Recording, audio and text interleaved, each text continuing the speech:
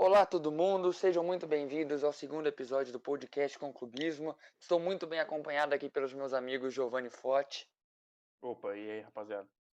Vinícius Moraes E aí, rapaziada, como é que vocês estão? e Pedro Munhoz. E aí, rapaziada, nós de novo aqui. Então, eu acho que para começar esse podcast, nada melhor do que a gente começar analisando um pouquinho essa quarta rodada do Campeonato Brasileiro. É quarta, né? Isso. Para alguns quarta, para alguns terceira, né? É. Tá tudo bagunçado. Teve time que anulou o primeiro jogo. Tivemos joguinhos da hora, muitas zebras até, talvez, muitos empates. Teve muito jogo ruim essa rodada. E um G4 um tanto quanto inusitado, com Bahia em quarto, Vasco em primeiro, tá? Tá diferente esse começo de Campeonato Brasileiro, que não é nada muito além do esperado, já que tivemos um ano também muito estranho. Para começar, a gente tem um jogo aqui, o Flamengo e Grêmio, o atual campeão contra o Grêmio, que também é um time fortíssimo, mas não foi um jogo muito bom não, né, gente? Eu achei meio fraco o jogo, viu? Pela qualidade das duas equipes, eu achei fraco. Porque, o que eu tô achando também... Foi um jogo muito fraquíssimo, principalmente pela parte do Flamengo, porque acho que eles ainda não acostumaram com o técnico novo e... Tanto que conseguiram fazer um gol de pênalti ainda, e foi um jogo bem ruim. O Domenech Torrente tá meio perdido ainda, né, gente? Vamos ter que concordar. Tá perdido. Eu tô achando esse cara totalmente... O Grêmio jogou, pelo que eu vi do jogo, o Grêmio jogou muito bem. O PP fez um golaço, inclusive. O do Flamengo foi de pênalti, mas eles não estavam merecendo, não. O Flamengo tá jogando muito mal. Mas o Grêmio tá sofrendo pelos mesmos problemas que sofreu também na rodada passada com o Corinthians. O time até tem amplitude, consegue, mas peca muito no último passe. Parece que toda jogada ela vem sendo bem construída do meio de campo, chega no setor final, o time dá tilt nos atacantes. Ou é uma finalização horrível, ou é um passe para gol completamente errado. Não sei o que está acontecendo com esse time do Grêmio. Talvez sinta um pouco a saída do Everton Cebolinha, que para mim era o principal jogador brasileiro em atividade no território nacional. Mas agora que saiu o Cebolinha, saiu o Luciano, que também era um atacante bom. E eu não vejo alguém do mesmo nível deles para cobrir eles ali no ataque do Corinthians. Tem o PP que joga bem, mas... Se não me engano, o Renato Gaúcho, alguém do Grêmio, deu uma entrevista falando que o Grêmio tá sempre repondo com a base, né? Então, tinha saído o Pedro Rocha, repôs com o Cebolinha. Agora saiu o Cebolinha, já tem o PP. Tinha saído o Arthur, repôs com o Matheus Henrique. Então, para eles, eu não sei se eles estão enrolando, mas para eles estão bem servidos e o PP é capaz de substituir o Cebolinha. Lógico que não é o mesmo nível de jogador. O que eu tô achando, eu acho que o Renato Gaúcho, vai avaliar o PP ainda, porque foi o primeiro jogo ainda, tá ligado?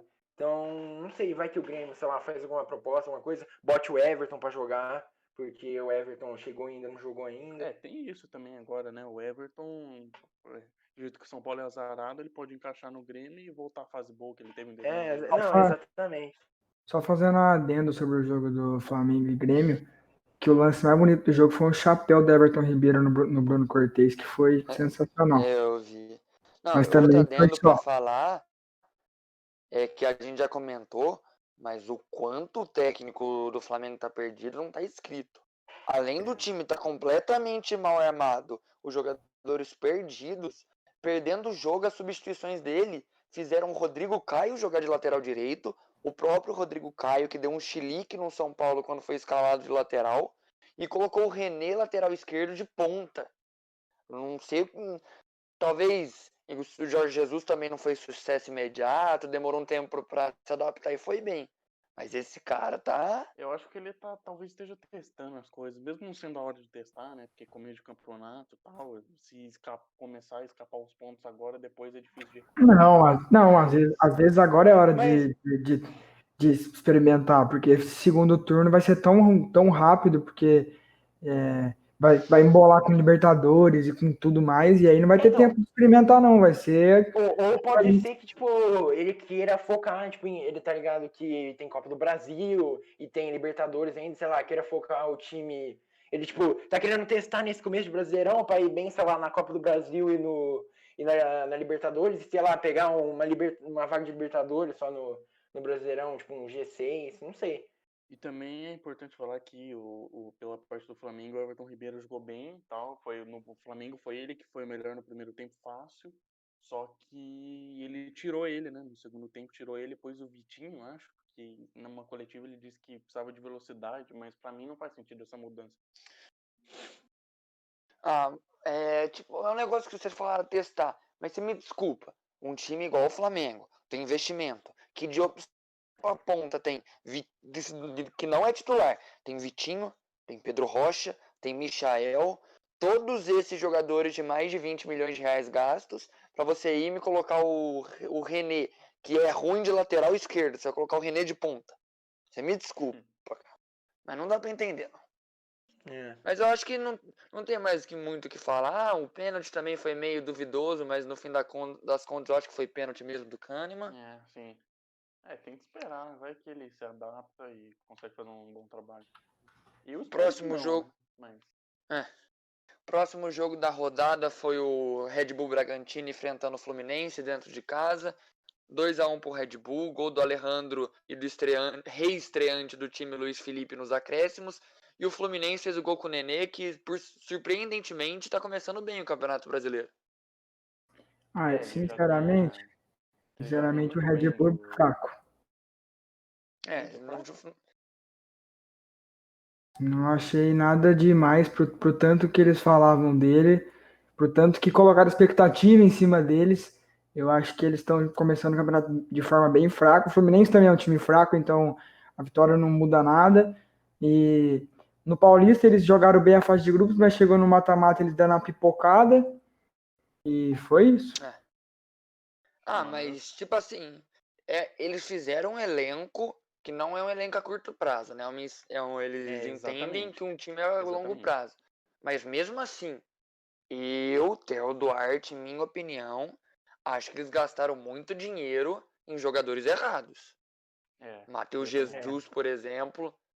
A grana que eles tinham, eles podiam ter aproveitado, tipo, com peças, sei lá, mais pontuais, assim. Sim, eu acho que o Matheus Jesus nem tá jogando tão mal. Acho que o Tony Anderson gastaram uma bolada nele, veio do Não, mas o Grêmio, Matheus Jesus não é que ele joga mal. banco. Ele é um bom jogador para compor elenco. Mas eles não gastaram no Matheus Jesus dinheiro para um jogador de composição de elenco. Gastaram dinheiro para ser um titular. Um titular, exato.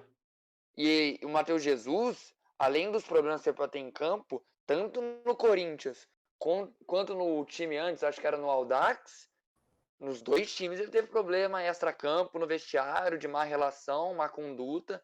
Não é um jogador simples de lidar, não. E eu acho também que faltou um pouco de experiência, além do que já tem lá com o Ítalo, tem o próprio Júlio César, que já tem mais experiência, né? Mas eu acho que faltou experiência daquele além jeito. do que já tinha no time. Eles só contrataram jovens e torceram para os que tinham lá conseguir instruir bem eles e dar certo.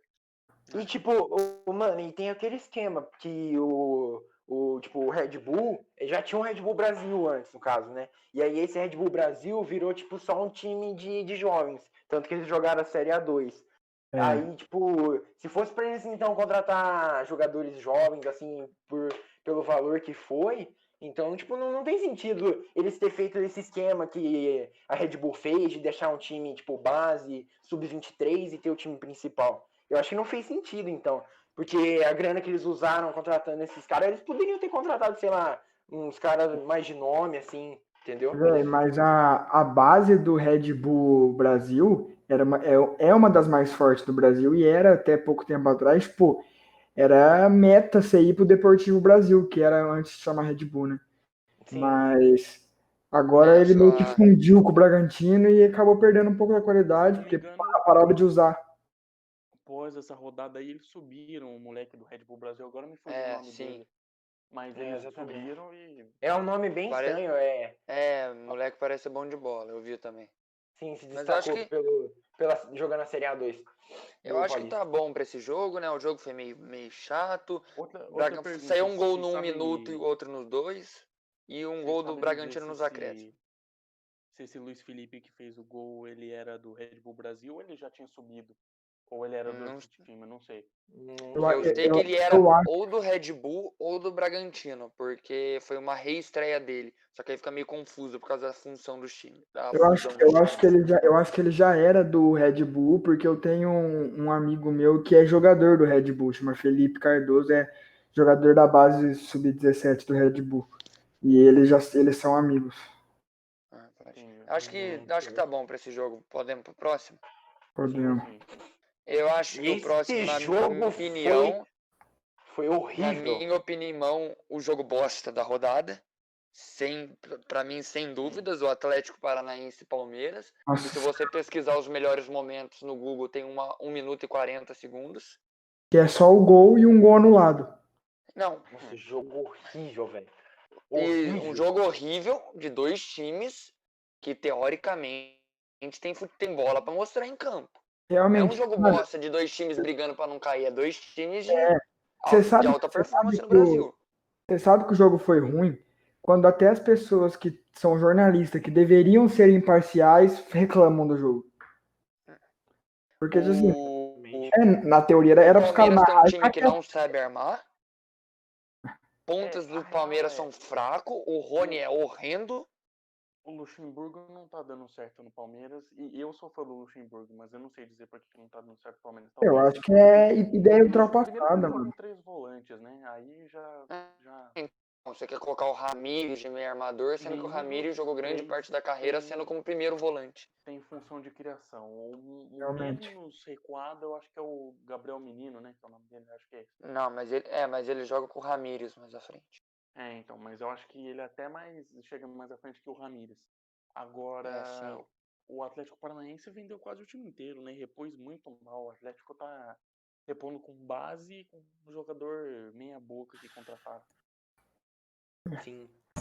Mas vamos falar a verdade. Aquele time do Atlético Paranaense que ganhou a Copa do Brasil, tal, Sul-Americana, a gente salva o Santos, que é um bom goleiro, o Renan Lodge e o Bruno Guimarães, que são excelentes jogadores, Exato. o Pablo, mais ou menos, e o Thiago Nunes, porque o resto, meu amigo, você vê agora que essas peças saíram, o quanto esses jogadores são limitados. Então, eu não vou nem comentar sobre o Pablo, né? Porque depois, na hora que a gente vai falar de jogo do São Paulo, eu vou poder cornetar com respeito. Porque o Pablo, muito limitado, velho. Vamos... Acho que o próximo jogo podia ser o do Vasco. Vasco e Ceará, 3-0 pro Vasco. O Vasco... fala aí, Minas. A única coisa que eu pude perceber do Vasco é que o Germancano tá deitando. Porque... E esse técnico deles tá indo bem, né? De onde que esse cara veio? Eu não sei. Ele era técnico do Sub-20 do Vasco, se eu não me engano, uma coisa assim. Ele subiu. Ramon Menezes. Ele comandou bem a base do Vasco. Tipo, pra ele ter subido do nada profissional, ele tava se destacando e agora tá se destacando também, tanto que o Vasco é o líder até o momento. Eu apoio muito a subida de treinadores para dar uma renovada nos portfólios dos técnicos brasileiros, porque assim como eu disse no outro podcast, no primeiro episódio, a gente está vivendo um momento muito escasso de treinadores, tipo, por exemplo, o Fernando Diniz está na corda bamba, o que pode vir? Mano Menezes, talvez pintar um Jair Ventura, mas a gente não tem mais técnico brasileiro de qualidade. Quando Os São Paulo do Brasil são gringos. Então tá difícil. Então os que foram melhores eram gringos também. A Gui, Falsa. A nova geração que veio. Pode falar.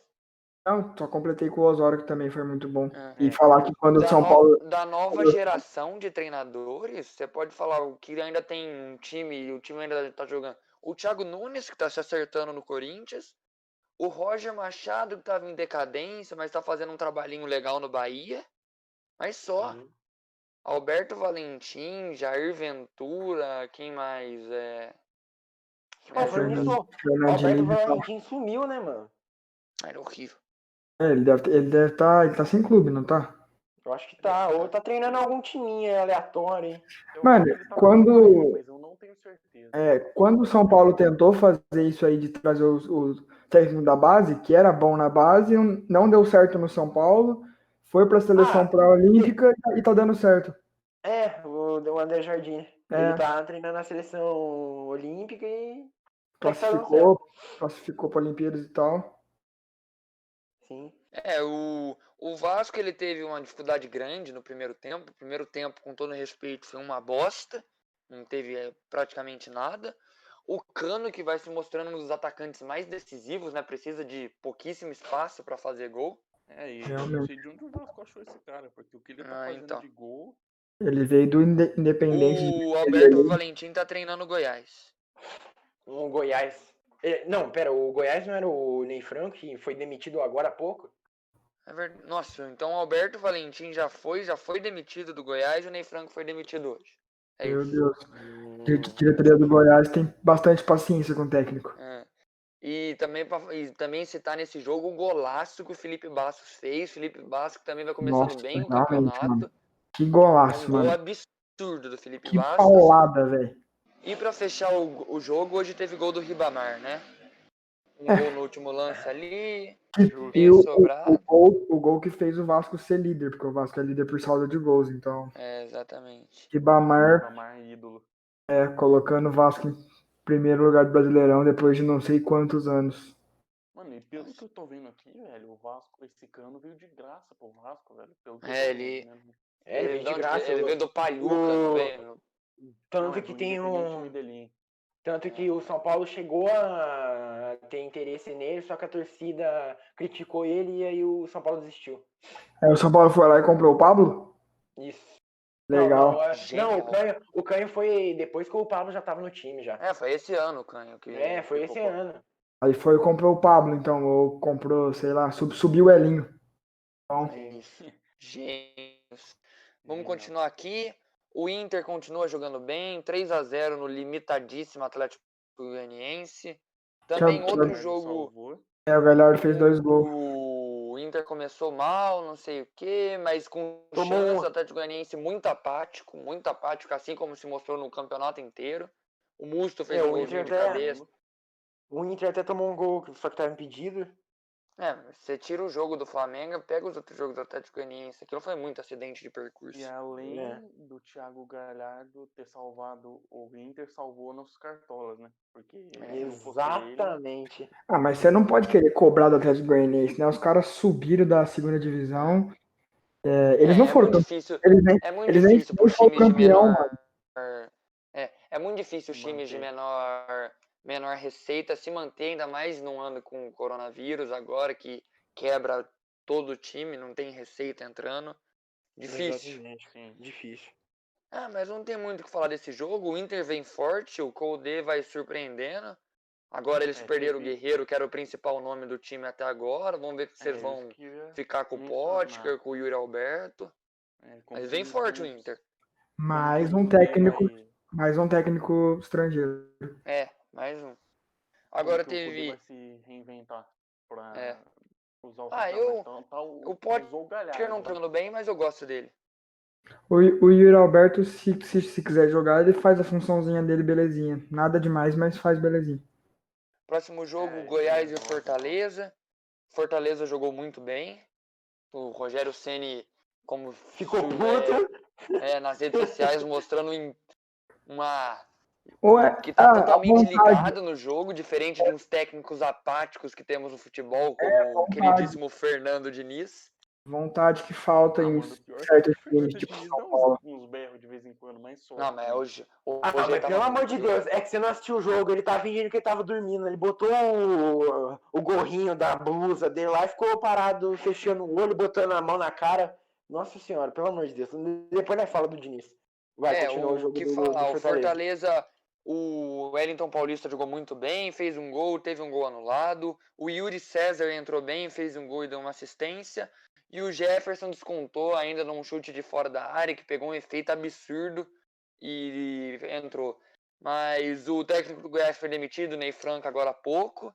O Goiás também não começa bem o Campeonato Brasileiro. E acho que não tem muito o que falar desse jogo, não. Acho que a gente pode falar do jogo do Corinthians, que foi 3-1 em cima do Coritiba. O Corinthians que foi pro jogo querendo um time mais leve, né? O primeiro jogo em casa. O Yuri Sassa do Curitiba acertou uma cotovelada com 15 minutos de jogo no Arauz, um lance completamente nada a ver, aos 15 minutos e foi expulso, Nossa, acabou com o ele- time do Foi Curitiba. antigo. Ele foi muito escroto. Ele deu uma cotovelada do nada. Mano, assim. Ele nem que disfarça, ele só cotovelada, deu a velho. cotovelada, cara. Nossa, Parecia o que UFC. cotovelada, mano. Deve ter doído muito. Diga-se de passagem, que cotovelada, meus amigos. Exato, É. velho. Que cotovelada. Deve ter doído muito, mano. Aí depois o árbitro de vídeo achou um pênalti. Eu sou corintiano. Achou um pênalti inexistente pro Corinthians. Não dá pra entender aquele pênalti. E o Jô foi, bateu. O Wilson pegou. Mandaram Jô- voltar, né? Porque Jô agora tem a fair play, nova regra. A nova regra que o VAR ele manda voltar se os dois pés, se pelo menos um pé do goleiro não tiver acima ou atrás da linha do gol. Voltou o pênalti, o Jô perdeu o pênalti de novo. Jô fair Coitado play. aí pro Jô. Jô sabia que não foi pênalti, aí ele falou, não vou fazer o gol, não. Aí o Léo Natel também, primeiro jogo como titular, ele que teve passagem pro São Paulo, um jogador limitadíssimo que o Thiago Nunes está dando chance. Chutou de fora da área, desviou e fez um gol. Depois, numa falha absurda do Sid Clay, único ataque do Curitiba no jogo, o Curitiba empatou com o Sassá. Aí no segundo tempo o Corinthians se lançou totalmente à frente, aproveitando um jogador a mais e não deu chance pro Curitiba. Um Mas belo é gol do Jô de cabeça e um do Mosquito. o time do Curitiba já é limitado se eles tivessem os 11 em campo. Com um a menos, então, ficou fácil pro time do Corinthians. Muito mal, é ridículo. Exatamente. Aquele Barroca lá é muito ruim também. Que foi demitido, inclusive. Foi demitido e ainda deu uma declaração durante o jogo, na hora do pênalti do Corinthians. Ele foi reclamar com o juiz e falou: marca pênalti para eles mesmos. Eu já trabalhei aqui, eu sei como funciona. Que gerou uma revolta muito grande, tanto da torcida do Curitiba, somada aos resultados e tal, de uma atitude desnecessária, quanto da torcida do Corinthians, que pegou um ódio gigantesco pelo técnico, que dificilmente volta a ter passagem pelo clube. Acho que é isso também do jogo do Corinthians. O Thiago Nunes deu chance para muita gente que não jogava há um tempo, os jogadores da base, o Camacho, o Arauz foi eleito melhor em campo. Vamos ver se o Corinthians consegue dar continuidade. O Botafogo Luan não jogou. Agora vocês querem falar do Botafogo e Atlético? Não, eu queria fazer uma adendo sobre o jogo do Corinthians, que é impressionante a capacidade do Fagner de não jogar mal. Porque todo jogo ele desarma muito. Não, então, o Fagner, tipo assim, tirando a parte da violência dele e tal, não sei o que, ele é um jogador muito bom, muito bom. Tanto defensivamente quanto ofensivamente. Você pode ver todos os times do Corinthians que têm dificuldade nas pontas, que nos últimos anos foram todos praticamente. O desafogo do Corinthians é o Fagner. Ele vai e apoia muito bem e não compromete nem um pouco a defesa. Quando ele precisa, ele tá lá. No gol, talvez ele tenha falhado um pouco, talvez, mas é raríssimo acontecer. Vamos pro Botafogo e Atlético, talvez a surpresa da rodada para vocês? Sim. Eu acho que não foi tão surpresa, não, porque o Atlético Mineiro sempre perde pro Botafogo, principalmente no Rio de Janeiro. Mas o Botafogo tá uma lástima, né? O Atlético Mineiro ia amassar. Na verdade, amassou o Botafogo, né? Só que o Botafogo soube ser amassado e aproveitou bem os contra-ataques. Gatito jogou muito, né? 31 finalizações do time do Atlético Mineiro, 73% de posse de bola. Botafogo. E tudo de finalização para quem fazer o gol ser o Rabelo, né? Meio controverso, mas.